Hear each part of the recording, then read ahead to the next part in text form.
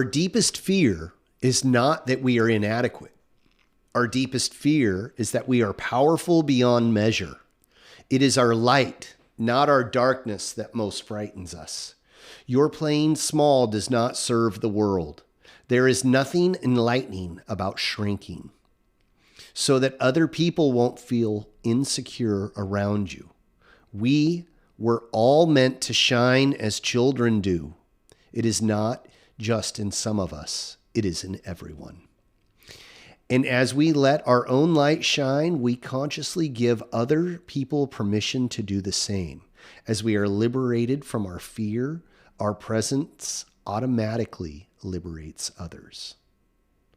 Friends and grasshoppers, this is the Formless Podcast, episode 139, with Tyler, the superhuman, and me, Dustin. Good morning. Good morning. How goes it today?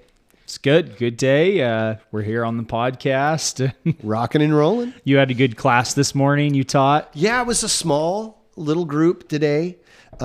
Shame on you. Shame on you for those that didn't make it. The rest of you, it was an awesome time. And I kid, of course, not shame. I don't want to shame anybody, but we missed you. We'll say that. We missed you.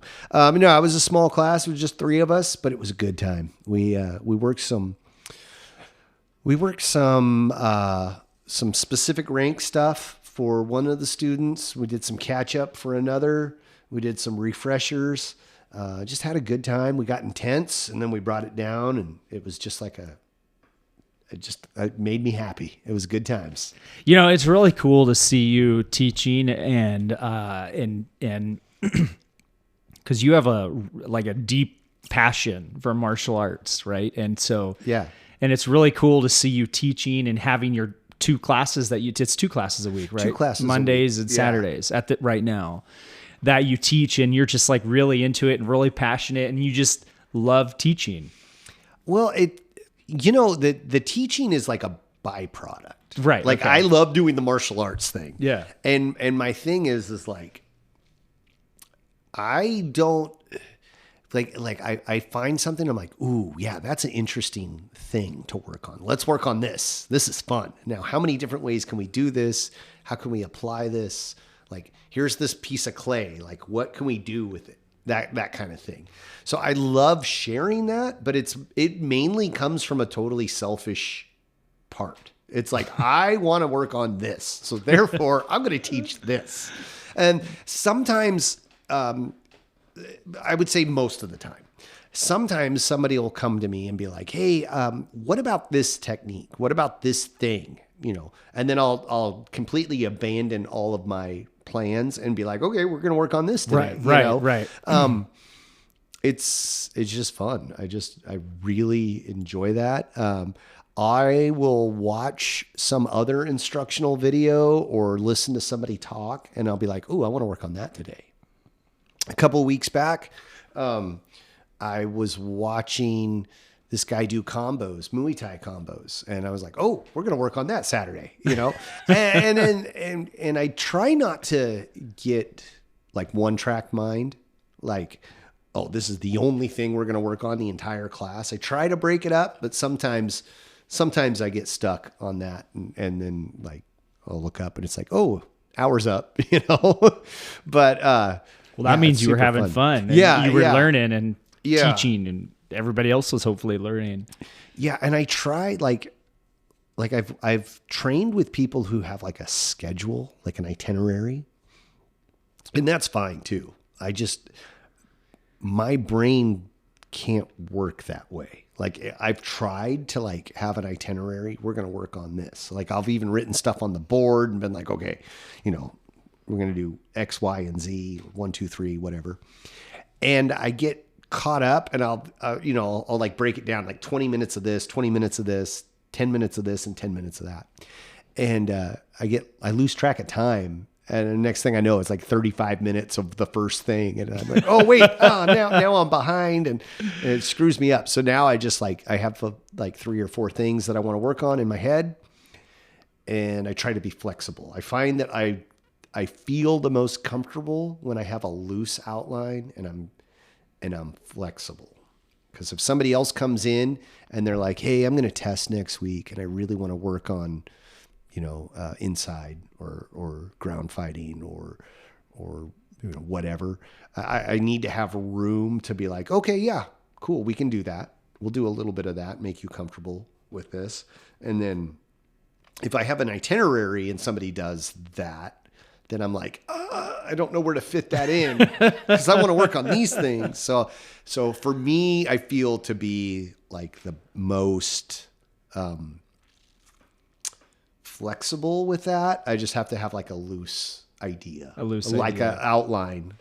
Because you might teach like a move, right? And then teach like the first part of a move, right? And then a lot of the people in the class might get stuck on the second move. And so you got to spend more time at the second move, and you don't get to move forward as fast as you wanted. And there's there's probably multiple schools of thought, but I think there's two schools of thought of like, I got to take care of the entire collective. Right. So just because a couple of people might be not catching on, we got to move on because the rest of the group's got to move on, which I totally understand. The other side of that is like, I'm not giving those people that might not get that, not be caught up as much, like I'm not giving them what they need. Right. So right. I think part of, I focus on like having the loose outline. I try and be intense in the beginning, like get a sweat, get them working, and then like relax, bring it down near the end. And like, okay. So like there's this big high and then like a calm down kind of thing. That's my idea anyway. I don't know. I tend to think in terms of like intensity or like a movie, like you have a beginning, your middle, your end. So like nice mellow intro, intense middle where the action happens, and then like a mellow ending, or like a piece of music where you have like the crescendo, that kind of thing. Well, and so you teach, like I've seen Sensei Court do this, right? And I think I've even seen you do it. So if you're teaching like a combo with some footwork, okay, so the first thing you're saying is like, okay, we're going to do our back fist or a jab. Let's call it a jab, a jab and a hook, right? So a jab, so it would be a back fist and a round for us. But let's just call it a jab and a hook. Okay, then you're doing that, you're teaching that. Okay, people are getting that. Then you're going to throw in some footwork, and then that's where the people start having problems. Some of the people, right? And then the third step, so the jab and the hook, and then the footwork, and then now you're having like a duck, right? And so the people aren't getting. Some of the people are able to do all three: the jab, the footwork. The jab, the hook, the footwork, and the duck. But the people that aren't, you might say, okay, well, just keep working on the jab, the hook, and the footwork. Don't move to the duck yet. Yeah. Right? So that's a way to move forward, is to just say, okay, you people over here, you can move forward, incorporate that. But those people over here, that if you're having a little bit of an issue, just don't add that in yet. And that's a way to move the class forward. Yeah. And the people are still working on what they need to work on. Well, and that's a great way to serve both sides. To serve both sides. But it all depends on the amount of people that show up. That's true. Like, some classes you might have 25 students. Yes. And then you can break them up into as many groups as needed. Like today I had 2. Right. So it was like, okay, we're going to, and you get a good feel for, that's a lot easier for me to read because there's only 2 faces to look at. So I can see like, okay, this is serving a purpose, or maybe we're getting a little askew here and we got to like regroup. And that's a good time to take a water break. So I can go, okay, let's regroup here and see where else I need to go. I remember when Sensei was lecturing to us and about during our black belt training. Yeah. And it was in regards to teaching. And he was saying, okay, as a black belt, you're going to have to teach, you're going to have to come up with a lesson plan. And he was saying that you might come up with this great lesson plan. You've got every step mapped out, but then 3 people show up. Yeah. Or like, So you teach- have to be flexible. Exactly. Or you spend hours going over this great lesson plan for purple belts, Yes. and then only the white belts show up. Right. And you're like, right. okay, well, I can teach this lesson for a mid-tier to advanced student, or to these people who don't know any of this stuff. Like, this is a foreign concept. You know, it's kind of like, I heard an analogy for learning a martial art. And it pertained to jiu-jitsu, Brazilian jiu-jitsu, but I think it pertains to just about any type of martial art where you're moving your body. They go through this whole lesson with a new student, and the guy's like, oh, wow, you know, he's engrossed, really liked the class, really liked the lesson. And he's like, how soon do I attain, you know, like, what's the depth of this? And he's like, well, you're learning a new language, the teacher at this point. It's like, you're learning a new language. And he's like, oh, okay. All right. Well, how, like, you know, he's trying to ask about, like, how long till I meet, like, till I, you know, when do I level up? When do I get a new belt? When do I get my black belt? When do I do this? You know? And he's like, hold on. The teacher's like, wait a sec. I'm teaching you a new language. In today's lesson, which was an hour, we went over the letter A. Like, there's so much more to go. So I taught you letter A right now. And if I try and teach you letter Q and you don't know, you barely know letter A, like, that's that's even more foreign. So I like that analogy. I think that's a great way to bring it across to people who have never trained. Because it's deep. You know, there's a lot of little nuanced things that come into play. Contrary to that, though, we're just punching and kicking and grappling. Uh-huh. Like, it's not rocket science. Right. We're not solving complex equations. We're just punching, kicking, and grappling, or whacking people with a stick, you know. So it's simple, not easy. Like, the concepts are simple, but they're not easy to do. That is a good distinction. We always couple those two things together. Yeah. Simple and easy, but they're not. There's a difference between simple and easy, and they're not one and the same. Well, it's like, yeah, exactly. They're not one and the same. It's simple to draw a circle, right? Like, you and I can grab a pen or a crayon or a pencil and draw a circle real quick. Is it going to be a perfect circle? No, not without some tools, not without some implementation, not without some practice. And, you know, you and I drawing a circle versus like Michelangelo drawing a circle, there's going to be one that's really good and one that, well, looks like you and I draw it, you know? Yeah. There's a fine line there. Like, the simple,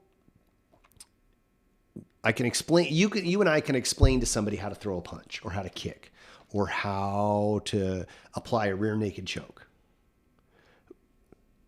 You can explain the concepts, you can explain the steps, you can explain how to do it, but then actually doing the thing, that's a simple thing, is like,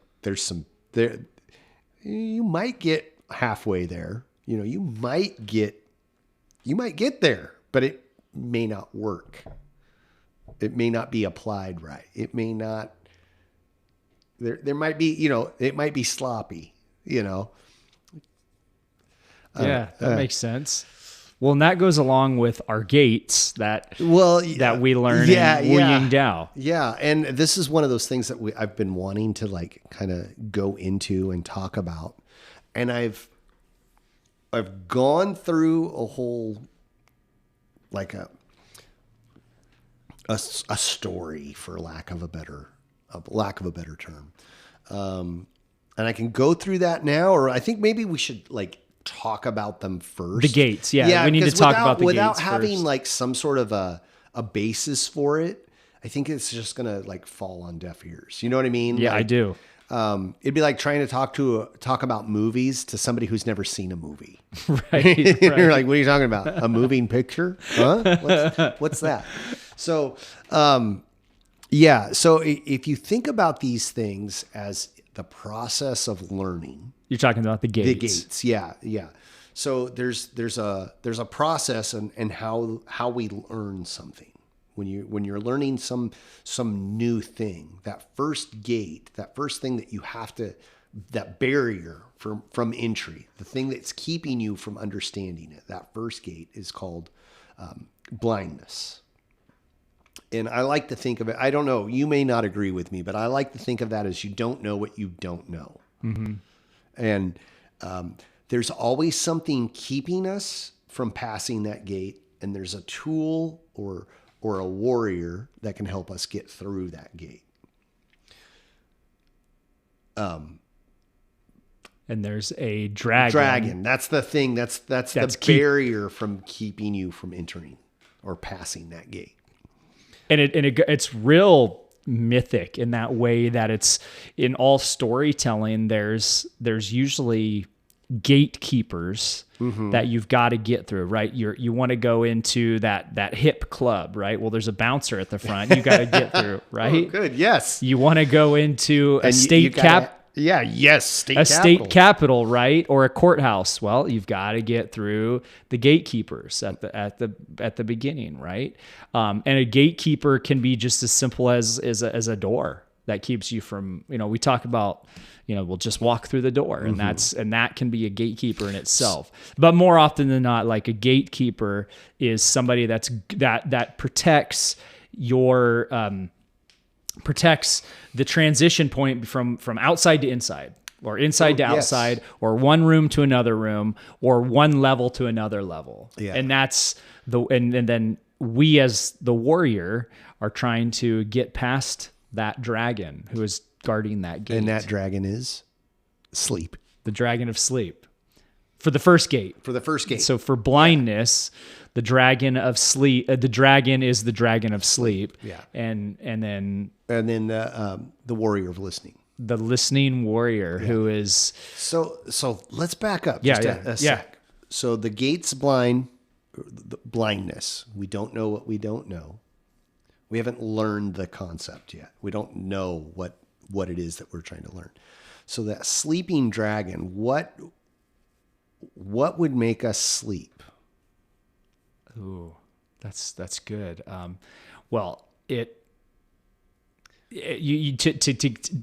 would answer that question and say, what makes us sleep? It's almost connected to the fourth gate. Yes. Which is a circle, right? Mm-hmm. In that, and this will be explained down the road, right? Yeah. It's like a circle. These gates are a circle. And so if you think of the first gate of blindness kind of like at the 12 o'clock position on a clock, and then we're traveling 1, 2, 3, 4, 5, and all that. Yeah. But you might have passed another test and then be like, oh, I'm good. And then you kind of get apathy, or you kind of get sated. You know what I'm saying? Like, you're comfortable, you might have had, okay. You see what I'm saying? Yeah. Like, so you might have had, so we got to hang this on like a concept. So what's maybe like a championship skier, right? I've never skied. Okay. Well, let's take what's driving a car. Driving a car. So you might have somebody who's driven a car their whole, for the last 40 years, right? And they learned when they were 20, and now they're 60. And so they're like, well, I know how to drive a car. And so you're just traveling along, and maybe you have a close encounter, right? And you're like, whoa, like I need, like, and it kind of wakes you up. Okay. Right? You know what I'm saying? Okay. Like the listening warrior. Is this making sense? Yeah. So, or how would you describe it differently? The sleep part of it. You're not awake to the lesson you need to learn. Right. Exactly. Right. So that's what I'm saying. Yeah. Like the close encounter is like, whoa. It opens your eyes. It opens your eyes. Your surroundings. Okay. I got you now. So yeah, the dragon of sleep is basically you are not awake to the lesson that needs to be learned. Yes. So whether that's driving a car, tying your shoe, operating equipment, learning a new program on a computer, you don't know what lesson needs to be learned yet. And how we learn is by opening our ears, by listening, by studying, by intent. You know, you have to pay attention. If we're having a conversation about business decisions and I'm on my phone texting my wife, then I'm not paying attention and I'm not going to learn anything from you. Right? So I have to listen. I have to listen. I have to be awake to what's going on around me. And the person has to want to be listening. Exactly. So we now have passed this gate by listening. We get to the next gate, duality. How would you describe duality? Okay, so for duality, you have the dragon of fools. And so you've now become awake, right? So now you're like, oh, I wanna learn how to drive a car. So you're like, okay, and we're going with that thread. So now, okay, I want to drive a car, but the first time you hop behind a car, you're not going to be able to go drive very well on the road. So what you're going to do is you're going to have someone drive a car, or you're going to meet someone in a parking lot, and you're going to learn to drive in a parking lot. Yeah. Do you want to hear a funny story? Yeah. So one of my bosses in one of my many jobs was telling me a story about teaching his daughter how to drive a car. And he was like a truck driver for a long time. He grew up on a farm. He knew how to drive equipment, heavy equipment, tractors, trucks, trailers, all that sort of stuff, right? And he gets his 16-year-old daughter in the car, and he puts her in the driver's seat, and she starts the car, and he goes, all right, put your foot on the brake and put it in reverse. And she goes, which one's the brake? He's like, you've been sitting in this car for 16 years and you don't know which one the brake is. And she's like, well, I don't pay attention to that. He's like, get out. I've always thought that was really funny. On the flip side of that, my own children in today's technology-driven world, I used to question them. We'd be driving in the car and like, okay, which way's home? And they go, I don't know. You've been sitting in this car for how many years, driving home every day, and you don't know which way home is. Like, you don't have a clue which direction to go. That was like a big red light for me. Like, holy cow, we need to be engaged here. We need to pay attention to the outside world. Put your phone down, put whatever you've got in your hand that you're giving your attention to. Just put it down for a minute. Like today, we're going to look out the windows. We're going to make landmarks. Look, there's the Jack in the Box. That's where we turn right here, that kind of thing. So I got off on a tangent. Sorry. No. Duality. So duality is like we start to become familiar, right? We know some of the things about driving a car. We know what the gas pedal is. We know what the brake is. We know that if we want to put the car in drive, we can go forward, and put it in reverse, we can go backwards. But maybe we don't know what the blinkers are. Or maybe we don't know that the car's four-wheel drive, and we have to engage the transfer case to make it four-wheel drive, right? Like we know some of the things, but we don't know all of the things. Yeah. Right? Okay. Then the dragon of fools. We don't want to look like a fool when we're learning something new. A lot of people. Okay. Oh, I didn't think about that one. That's good. I like that. We don't, that's the dragon that guards. We all, somebody might want to learn to drive a car, but they don't want to look like they don't know something. They don't want to make a mistake. They don't want to make a mistake. Look foolish. The same thing with like picking up an instrument, right? Everyone like you might buy that guitar, but then when it goes time to learning how to play that guitar, if you don't know it, you're going to be like, well, how do I do it? How do I do this? And then it just becomes really, you almost look like a fool to yourself because you don't know how to do it. Same thing with like play it yet, because you got to apply yourself. Yeah. And so we don't want to look like a fool. Yeah. When we're learning I like something. that. I like that. Yeah. On the other side of that, assuming that you already know it. Oh, I know how to drive a car. Oh, I know how to drive a car. And then you get in and it's a manual transmission and you've never seen a manual transmission before in your life. Yes. Right? Jerking back and forth. Yeah. Right. What's that smell? Grinding the clutch and everything. Yeah. Yeah. And so your car is like wonky driving around the parking lot and you're looking like a fool and you're embarrassed. And so I think it can go both ways. I think you could be afraid to appear foolish, or you could be foolish by thinking you know more than you do. Either way, that's going to hinder you from learning. That's a good way to think about it. I have put more than I care to admit into some work on this a little bit. But yeah, so I was thinking how I just said, like, appear foolish by thinking you know more than you do, but I forgot to think about it the other way, being afraid to appear foolish. Right, because we never want to slip and fall and look like a fool in front of our friends. Which I've actually done teaching class. Like trying to throw a kick or something, and I slipped and fell in front of everybody. I was like, I'm just going to sit here for a minute because I need to bask in this. It happens. It happens. So with the Dragon of Fools, then there's like two sides to that, like the duality. I don't know. I haven't confirmed with anyone, but I think so. I think you can appear foolish in multiple ways. Right. Like we've all been full of ourselves, and we've all made a fool of ourselves. And then we've all been afraid to appear foolish.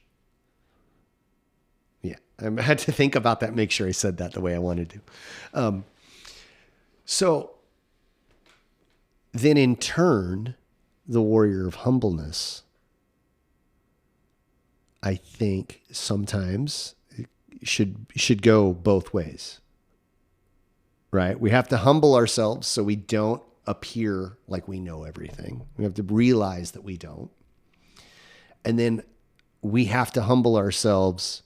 Hey, you know what? We may look like a dork here, but we're going to try anyway. We're going to push through this fear or this feeling of looking like a fool. I'm going to step out on the mat despite all of the other people sitting ringside watching me. They're not watching me. They're watching their own family member, their own kid, or their whatever. I'm going to humble myself and realize that I'm going to run the risk of maybe I'm going to appear looking like a fool. Right. Exactly. Okay, cool.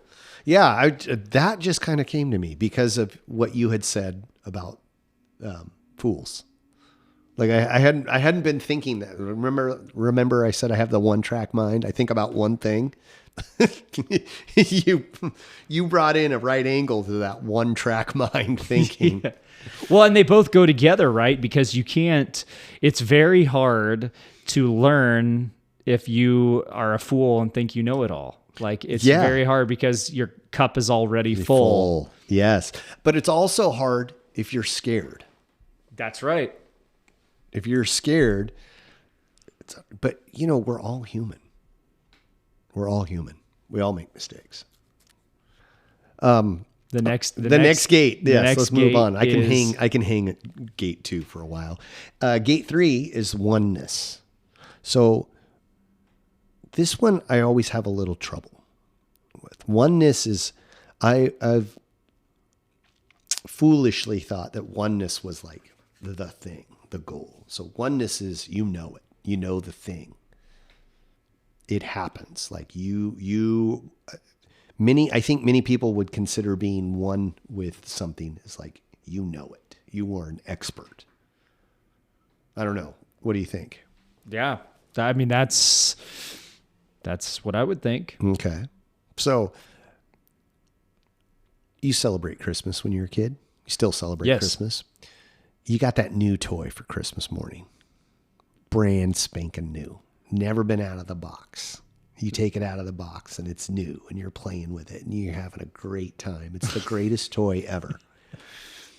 3 weeks later, that thing's under your bed with your dirty socks and half-eaten cheese sandwich, and you're looking for the next new thing. Right?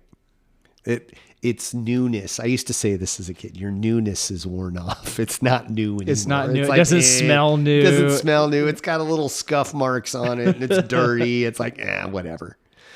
It probably might be broken at that point. Yeah. This is my thinking of oneness. You learn this new skill. You've learned it. You know it. People come to you now and are like, hey, how do you do that thing that you do? How do you drive that car? How do you shift into first gear and let off the clutch and push the gas and take off smooth? Right? You know it. We get bored. I know how to do that already. It's not a challenge anymore. I think that's oneness. Right. And so you get, and the dragon that guards that gate of oneness is distraction. Yeah. So we get bored. We look the for new something shiny else. thing shows up and we're like, ooh, look at this. I got the new phone, or I got the new TV. It's plasma, 3D, blah, blah, blah, whatever. It's the new shiny thing. So it's distracting us from the skill that we still need work on. Yeah. So you're saying, that's interesting. So you're saying we get bored with it in that it's just like it's almost like we stop learning just because we get bored. Well, right? Yeah, like we can do the thing adequately enough that it's not so much a struggle anymore. There's still struggle there, but it's not there for us because we're not progressing. Okay. I think. I don't know. Okay. I could be. This is open to interpretation. Right. So same thing with the dragon of fools. Like for me, the dragon of distraction, it almost to me seems like you haven't yet really become one with it. And so like that gate, you haven't having a challenge to the gate yet. You are having a challenge to pass through that gate because now you've been working at it, right? You've submitted yourself. You said, I'm willing to be the humble warrior and I'm willing to look like a fool, humble myself and be the humble warrior that passes through that gate and starts training harder. Well, that's usually not when things get easier. Things get harder. Things get harder. They get harder. The more you find out, the more you know, like, okay, this might be a simple task, but it's so complex, right? And so people get frustrated, and so they it's almost like they give up. In my mind, like the dragon of distraction is like, well, this is so hard. I'm just gonna take a break from it, and I'm gonna go over here and allow myself to be distracted. Whereas you're saying, oh, I got it. Like that's like, well, I've got it. I know it. And so there's no more for me to learn. And so now I'm going to choose distraction. So I hear this with certain groups of kids. I don't want to pinpoint and name names because I really love all these kids that come through this door. I think they're amazing people and it's super fun to work with them. But I hear this a lot. Oh, I know that. Right. I know that. We're at oneness. I know that. I know. Yeah, I know. And then you're like, okay, let's put it into practice then. And it's like, it didn't work. Why didn't it work? Well, you know the mechanical application. You know how to do the thing. You know how to start the car. You know how to put it in gear. You know how to drive. But you haven't pulled onto the freeway yet. And you don't know that, like, hey, I got to step on the gas to get in front of this semi truck because they'll run me off the road because they don't have any room to move over. Like, we haven't put it in real world application yet. So, like, you know all the operational abilities of this vehicle, but you haven't applied it yet. Or maybe there's something else missing, right? Maybe you know how to operate the vehicle, but now your buddy needs you to tow his boat across town. And you don't know how to tow. You haven't actually towed anything of substance. And when you add weight to a vehicle, that changes the dynamics. Yeah. Right? That changes like how fast you can accelerate, how much more room you need to slow down. How much wider do you have to take the turns so you don't hit the curb or the guy trying to cross the street? So, distraction, dragon. How do we beat the dragon of distraction? We stay focused. Focused. The focused warrior. So. And so the focused warrior, he's the one. So like in the dragon of distraction thread that I'm coming from, the focused warrior says, no, instead of like giving up and saying, I can't figure this out, or this is too hard, or it's too challenging, the focused warrior doubles down and says, no, I'm going to refocus and I'm going to figure out every little aspect of that. Bingo. To get through it. Yeah. Whereas the thread you're going on, that there's the dragon of distraction, which is, well, I know this, I know all that. And then you find out there's a little part you're like, oh, I never thought about that. Yeah. Oh, I missed that part. I missed that part. Now I've got to focus and double down so I learn it. Mm-hmm. Learn that part. So it's the focused warrior that has to say, I've got to figure this out. So I got to back up. Or get training. No, exactly. So when we started this podcast, I wanted to give you a nickname. That was one of the things I had thought about. And I fell on the superhuman because I totally believed that you were a superhuman. But I fight crime at night. It wouldn't surprise me, sir. One of the other names that I was kind of playing around with was Tyler One More Time. Because when we were training for our black belt, you were always, we would get through the drill and you're like, one more time. Right. Or it was one more time, or, okay, let's switch. We'll do it opposite of what we just did. Let's start from the bottom, work our way up to the top. Let's go from the top down. Let's go left side, right side, blah, blah, blah, blah, blah. It was always followed by one more time. So I wanted to do that, but I thought that could bring some sort of negative incognation there. Some sort of, I don't know. I was like, there's an innuendo I'm missing somewhere there. So I was like, we'll go with the superhuman. Okay. But that was, I feel like as we were learning things together, that was one of the things that you were really strong in, that focus. Like you were like, we don't have this just yet. Let's double down. Let's do it one more time. Let's focus. And I always admired that.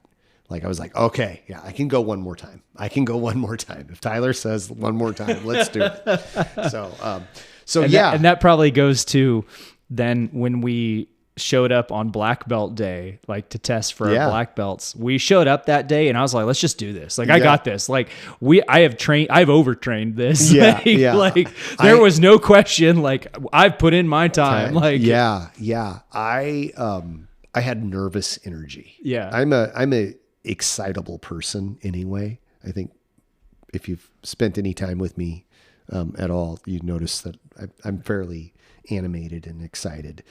So I had a lot of nervous energy. I was excited to be there. I felt like I'd climbed a big mountain and I was steps away from the top, if that makes any sense. Mm-hmm. Yeah. And then I realized after a few months later, after having my black belt, that there's no end to the mountain. That peak is nowhere near in sight and we're still traveling. Like we're still learning. So the focused warrior, that's how we cross this gate of oneness. We remain focused. We double down. We do it again. We work on those fundamentals again. We do the thing that we've done hundreds of times before again. Again. Yeah. Which brings us to the last gate. The fourth gate. The fourth gate, emptiness. Now, this is where I had some trouble because I feel like this is like woo-woo, but it's not really. It's not. Well, first of all, tell me what you think of emptiness. What is the gate of emptiness? Well, you arrive to the point where it's almost like a rebirth in that to pass through it, right? So you've got the gate of emptiness. To pass through that gate of emptiness, you came through the blindness, duality, oneness, and emptiness, right? So you came through the gate of oneness, and as the focused warrior. So the focused warrior comes through, and because you're so focused, you really feel like, oh, I know it all. I've got it. I've got a lot of it, right? Like, and I've got it. But to get to get through the gate of emptiness, you have to be the willing warrior. Okay. Who is willing to empty his cup of his fullness, right? Because it's the dragon of fullness that guards that gate of emptiness. And so you're full at that point. And so you need to be the willing warrior who's willing to empty his cup of whatever, knowledge, skill, and you'll pass through into the gate of emptiness. Okay. That's the way Sensei Court explained that to me. So you ever hear the thing, what is the, you can't walk and chew gum at the same time. Right. Emptiness is walking and chewing gum at the same time. Yes. There's no conscious thought in it. When you walk to your car today, you're not thinking about every step that you take. You don't have to. You just get up and you walk. That to me is emptiness. I've had the pleasure of watching a few people learn how to walk. And when people learn how to walk, when children learn how to walk, that first couple of steps are always a little bit shaky.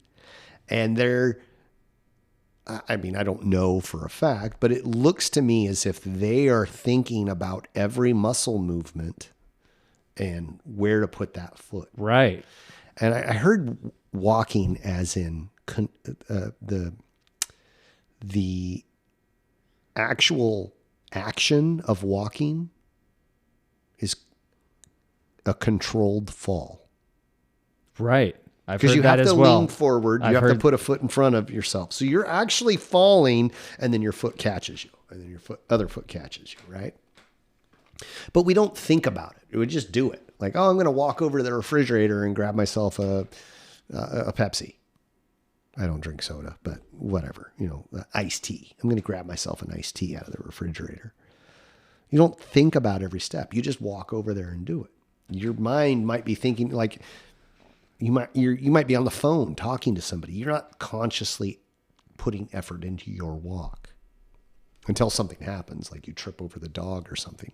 But so when you're driving the car analogy, right? Yeah. And your buddy's like, "Hey, I tow my boat across town." You're like, you're not thinking like, okay, foot on the gas, foot on the brake, my blinkers, check my mirror. Yeah, you just merge into traffic and you're accelerating and checking your mirrors, but you're not, and you're listening to the radio and having a conversation. Yeah. But you're still doing all the things. You still check the mirror, hopefully. Yeah, exactly. You still turn the blinkers on. You're still paying attention to that car in front of you, making sure you're not riding them too close in case they slam on the brakes, so you have room to stop. Yeah, absolutely. So I don't necessarily, here's my struggle. And I was telling you earlier that I've kind of like written out a little fable or story to go with these gates. My struggle with this is like how to adequately describe emptiness. Like that's the spot that we want to be at, right? Speaking martial arts wise, that's the spot we want to be at. We want to be able to throw techniques, punches, kicks, grapple without thinking about it. Like you want it to become as natural as walking or breathing, where there's no conscious effort. Like you just do the thing. But it's so fleeting. Here's where I have the thing. Like that's where we want to remain in my mind right now, as my understanding of this whole thing. That's where we want to remain. But it's so fleeting because we're constantly going back around because there's something that we missed. Right? Right. I'm there, gone. Now I'm back at square one or back at gate one. Well, so that's where I was going to go with this example. Okay. So you're driving, you're driving the vehicle, your truck, and you're towing your friend's boat across town, and you get to your friend's house, and or wherever you're let's just say you're meeting your friend.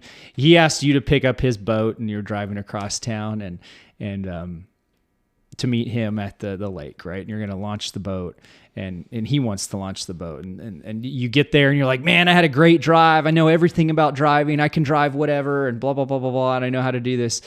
And your friend, he strolls up to you and he tosses you the boat keys, and he's like, all right, let's see how well you drive the boat. Aha. And you've never driven a boat before. Okay. Now there's a little bit of difference there. There's a little bit of difference now. Now you have to start back at gate one, right? Okay. Because you never thought about driving a boat before. Maybe you did, or maybe you didn't. But now you got to go through all the gates to learn how to drive a boat, because driving a boat's a little bit different than a car, right? There's some similarities, but there's some distinct differences. Yeah, and that's where the dragon of fullness comes from. That you say, well, I know how to drive everything, right? And then you have to say, I need to learn differently. I need to be the willing warrior who's willing to empty my knowledge and say, yep, I know how to drive a vehicle, but I don't know how to drive a boat. Okay. I've got to empty all my preconceived notions and start back at the gate, the first gate. Which is a simple concept, right? Very simple. Oh yeah. Hey, just forget what you know. Don't worry about it. But we hang on to that stuff. We hang on to that stuff. Yeah. So, okay. That. I like that. That's a great, I hadn't thought about it like that. That's good. Right. Cause a boat has a steering wheel, just like a car. You've got a gas. It's usually like a little shifter, right? Like a lever, you know, but now you've got a prop on the back spinning in the water instead of tires. Well, like even just backing the boat up, how you need to move the boat away from the dock so you don't run the side of the boat down the dock and ruin the new paint job. Like it's not intuitive. Because if your right side of the boat is against the dock, there's a specific way to do this so it pulls the boat away from the dock, like evenly. Otherwise, if you just turn, I got to think about this. Because if you're in reverse and you turn the wheel to the left, you'll pull the rear of the boat away from the dock. But the front of the boat will stay stationary and drag alongside the dock. Right. So like there's a specific way to back up. There's a specific way to like make that turn. And is there waves? Is there wind? Yeah, exactly. There's all sorts of other boats coming in, boats creating a wake, pushing the boat against Are the you dock. in shallow water? Are you in deep water? Where's the dock at? So then that's what I was saying at the beginning of all these gates. You have to, like when I said gate 1 is actually connected to gate 4. Yes. That's the point, is because you've now said, well, I know how to drive a car, and you get to where you're going to launch the boat, and now you got to learn how to drive the boat. Now you're back at gate 1 of learning something else. And it's the same thing. Like if you get a black belt in one martial art And then you say, well, I know everything about martial arts. You get a black belt in Wu Ying Tao, let's say our art. But then we go over to train with Scott Halsey. Yeah. We're starting at white belt over there. They do similar things, but it's done, the application's different. It's very different. Yeah. And we're learning a totally different art with a totally different lineage of instructors. And now it's like, oh, I'm going to start all over. Yeah. Yeah. Ooh, that's good. I like that. I think Sensei Court talked about that. He several years ago, he talked about that really high level, I think, BJJ instructor. Mm-hmm. And this guy, he got whatever the highest level of black belt in BJJ he could get, or I don't even know if he was a red belt, but Sensei Court could tell the story better than I could. But what I remember of the story is he wasn't able to promote any higher than where he was. And so one day at class, he showed up and threw on a white belt. And he said, well, I'm just going to learn all this stuff over again from a white belt. Oh, I think I've heard that before from him. Yeah, he did. He talked about that. Oh.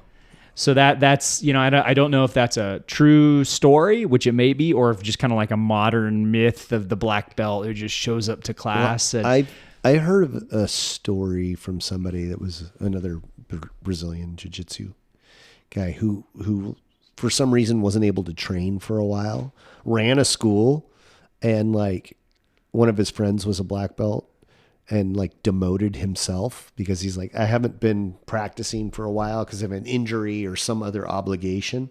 He wasn't able to train for a few years. So he was like, I'm going to step down from this level until I feel comfortable again. So he like turned the school over to somebody else to run and teach.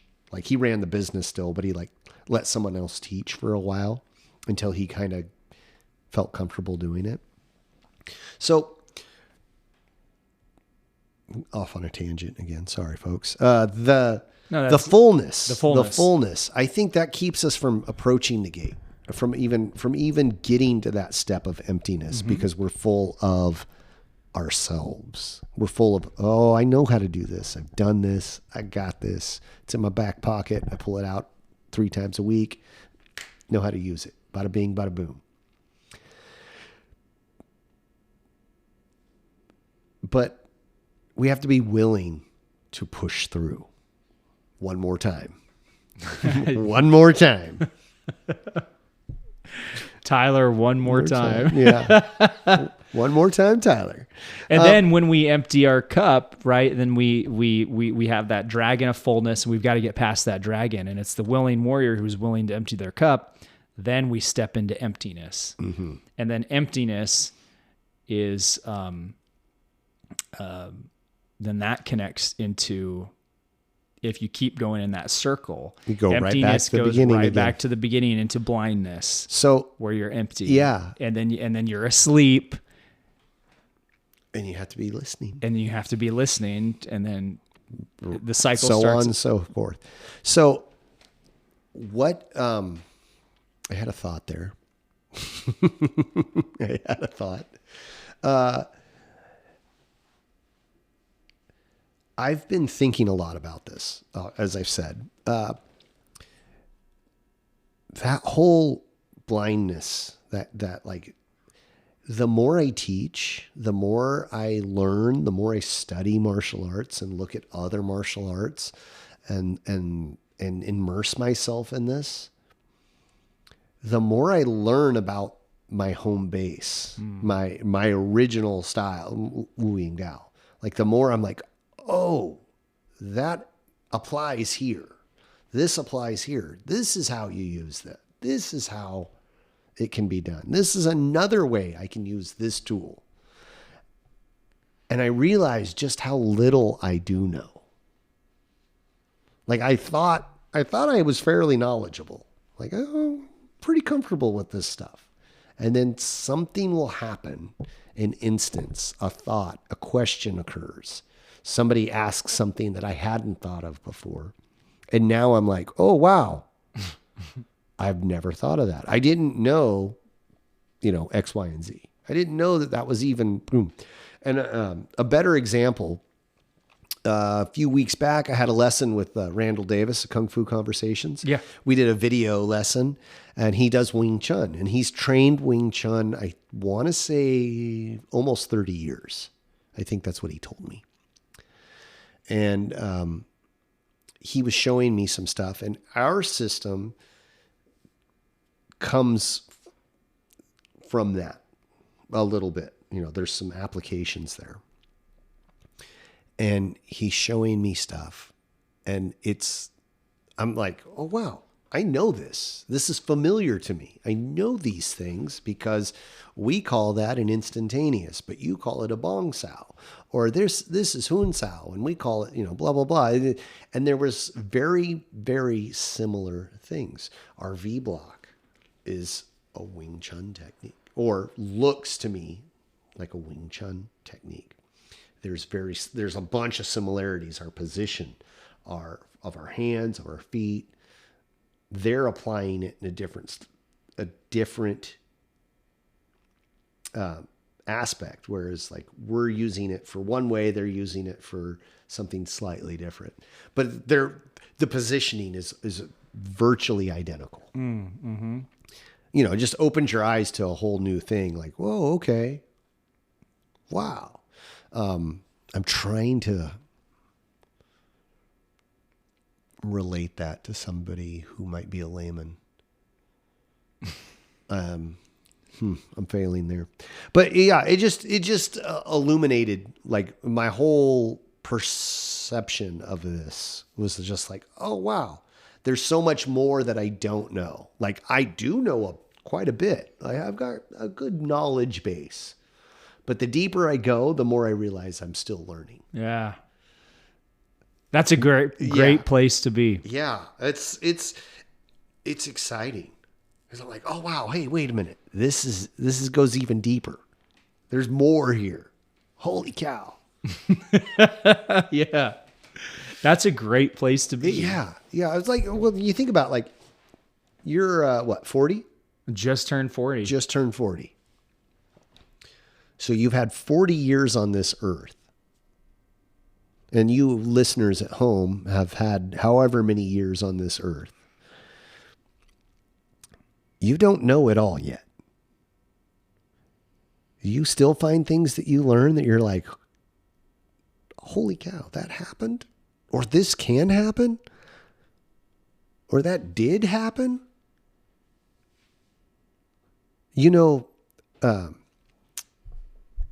George Washington. Mm-hmm. He didn't chop down the cherry tree. You know that was a total made up thing that they taught you in school? Really?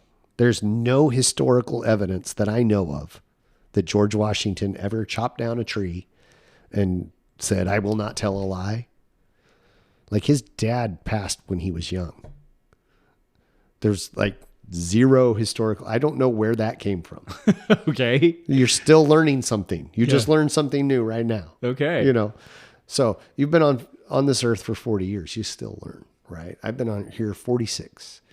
Some people are older than us and still learning things. They're younger than us. They're still learning things. Yeah. Yeah. I was trying to go somewhere with that. It was falling flat on its face.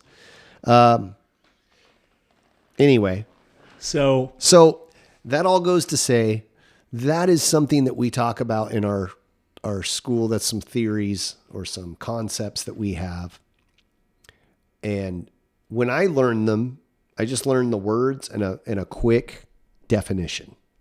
Like you're supposed to understand this. And to me, like my mind, I went, okay, yeah, I'll memorize it for what I'm supposed to do to get to the next thing. But the more I look at it and the more I study it and the more I like put thought into it, the more I realize that it's applicable. Very much so. Yeah. Yeah. So to recap, it's blindness, the gate of blindness, mm-hmm. The dragon of sleep guards that gate, and the listening warrior gets you through it. Then you have the gate of duality. And you have the dragon of fools guarding that gate. Mm-hmm. And then you have the humble warrior that's got a be humble to get through that gate. And then you have the gate of oneness. Yep. And you have the dragon of distraction that's guarding that gate. Yes. And then you have the focused warrior who's got to defeat that dragon of distraction to get through. Then you have the gate of emptiness, and you have the dragon of fullness who is full. And then you have the willing warrior who is willing to empty his cup. Push through, and then pass through the gate of emptiness, and then that cycles back around to blindness. Right at the beginning. Again, right at the beginning. It's just the spiral. Hey, I hope you had fun with that. I did. Friends, grasshoppers, if you liked what you heard and you want to discuss this topic further, reach out to us on any of our social media accounts, all of which can be found at the Formless Pod. YouTube, Facebook, Instagram, Twitter, TikTok. Yeah, I think that's all of them. We have an email address. You can email us, formlesspod@gmail.com. We also have a website called theformlesspod.com, where you can find shirts, hats, stickers, book bags, coffee mugs. I'm trying to think of what else. Anything that we could slap a logo on, we're going to do it. Check it out there. Hopefully you have a wonderful weekend wherever this finds you. The skies are blue and the grass is green. Take care.